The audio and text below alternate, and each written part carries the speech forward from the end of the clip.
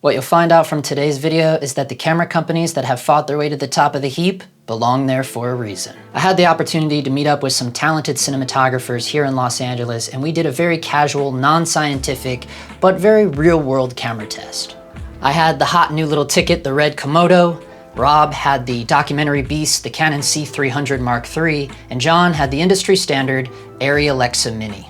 And thanks to our model, Michelle Patrice Hernandez, we were able to see how these cameras stack up against each other when it comes to skin tones, various lighting conditions, higher frame rates, and smaller shutter angles. Now, all three of these cameras have a Super 35 sensor, with the Komodo being a tad wider, but we did shoot all of them at the full resolution when we could. The Alexa Mini was in Ultra HD 4444 XQ ProRes, the C300 mkiii was in 4K DCI Cinema Raw Light, and the red Komodo was in 6K 17:9 R3D Raw. So other than the high frame rate test, that's primarily where all three of those cameras lived. Now, regarding the footage, there are no LUTs applied here, no heavy color grading was done whatsoever. I simply just balanced each shot with a very basic primary color grade. And to show you what I mean by that, here is the Alexa Mini log image, and now here it is with the primary color balance. So nothing spectacular, right? But that was for a reason,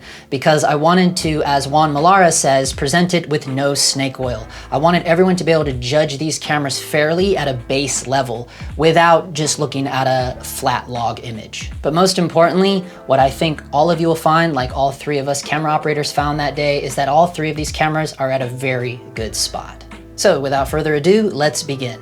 This first test was a dynamic range / highlight roll-off combo. Now with this test, we were swapping out the Sigma Art 18-35 with a 3-stop Firecrest ND in the matte box. And because the Komodo was the only camera that does not have internal NDs, we wanted to keep the playing field similar, so we just used that same Firecrest ND on all three cameras. So the first angle here is the Sigma Art set to the 24mm focal length, and the iris was set to an f4. All three cameras were set to 800 ISO, 180° shutter angle, and 5600 Kelvin was the white balance.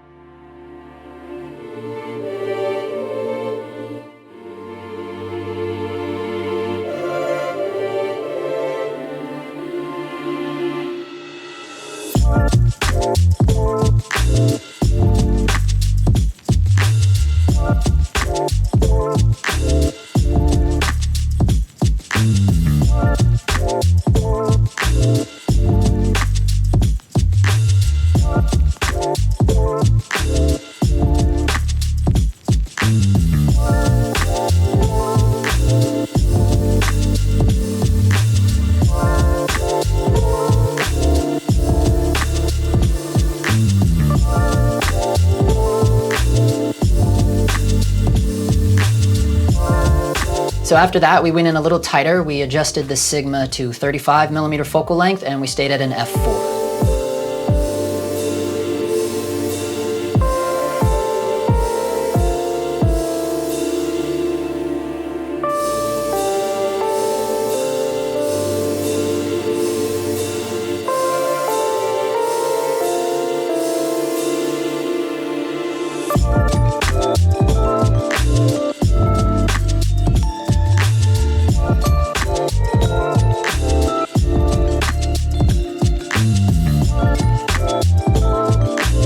Next up, we took our model over to the shade and we did a little over-under test. So for this, we swapped to the Sigma 50mm and we kept the 0.9 Firecrest in the matte box. And for the first one, we were at an f2.8.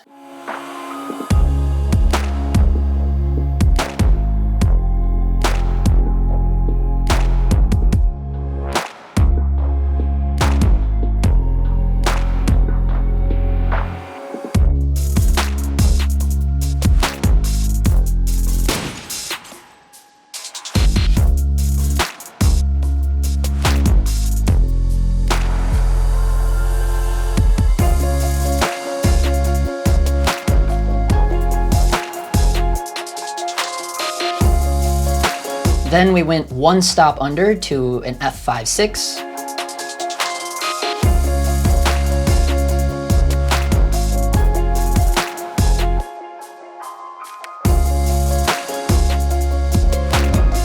And then 2 stops under at an f8.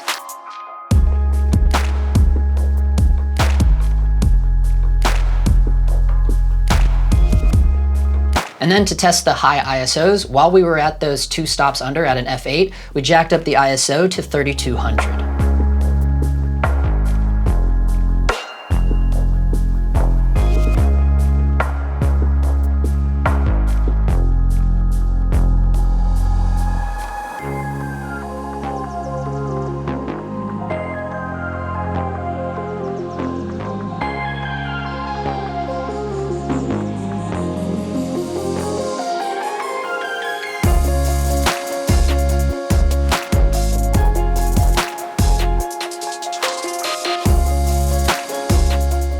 Next, we tested the higher frame rate. So for this, we went back to the Sigma 18-35, changed the iris to an f2, we jumped to 60 frames per second, and a little bit smaller of a shutter angle at 90 degrees. Now, when jumping to 60 frames, some things happen in terms of resolution, specifically talking about the red Komodo.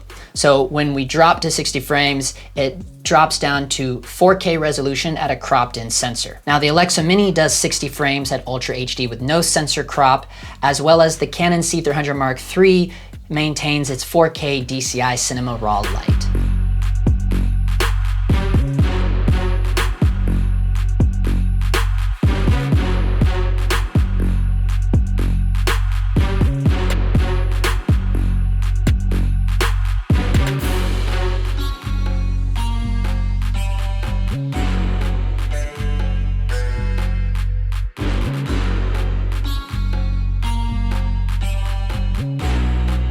Lastly, we very quickly tested out the global shutter of the Komodo versus the rolling shutters of both the Alexa Mini and the C300. For this, we went back on the Sigma Art 50mm and set to an f4. A normal frame rate of 2398, 800 ISO, and went to a smaller shutter angle yet of 45 degrees.